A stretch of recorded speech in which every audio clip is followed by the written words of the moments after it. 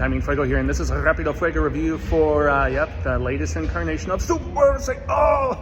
So written and directed by James Gunn in this particular case, and I gotta preface this by saying I dig the hell out of pretty much everything in James Gunn's repertoire, his catalog of filmmaking and stuff. I mean, I love his snark and sophistication and, dry wit and everything, and also the fact that, he can balance it with bits of heart and, pathos and whatnot that I really appreciate. And so I think I appreciate it so much in situations like the 3 Guardians films, even number 2, his iteration of the Suicide Squad, and then even original stuff like Super and Slither, because those are properties I didn't really know much of anything at all about. Whereas Superman, I enjoyed the Snyder stuff. I'm not going to say I'm like a Snyder, bro or anything of that nature, but yeah, I actually liked the dark take and how he wasn't just about truth, justice, and the American way. And that, well, this is a very good-hearted Superman, and I could really feel that warmth and that care and everything. I like a little bit of edge, I suppose, instead of the Boy Scout and everything.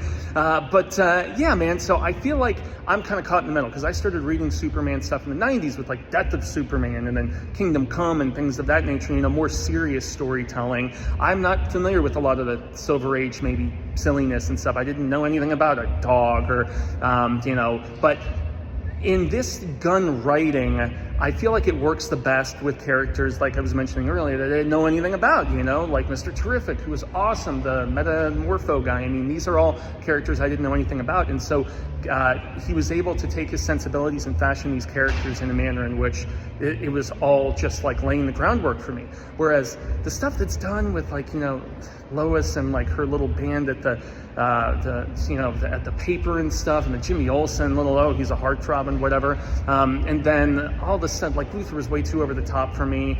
That I have my fair share of gripes, and I also, like, this is kind of a little bit of horny Superman, when it comes to his interactions with Lois Lane and whatnot. So, I mean, if I was going to sum up some of the feelings that I had about it, it's like, exposition faster than a speeding bullet, and jumping with from scene to outrageous scene in a single bound, and more powerful special effects in a locomotive, although they were quite prevalent in this and kind of took me out of it at times. I know Superman and flying and everything, it has to be, it's kind of par for the course in this, but it was a bit CGI heavy for me at times. So I didn't absolutely despise this or anything like that, but I do feel like the turkey was a little bit overstuffed. Not necessarily with characters per se, because there's a lot of underdeveloped ones, like Frank Grillo in there, but just so many ideas and attempting so many different things. I think this is going to land the best with the hardcore Suits comic peeps. General audiences, maybe not so much.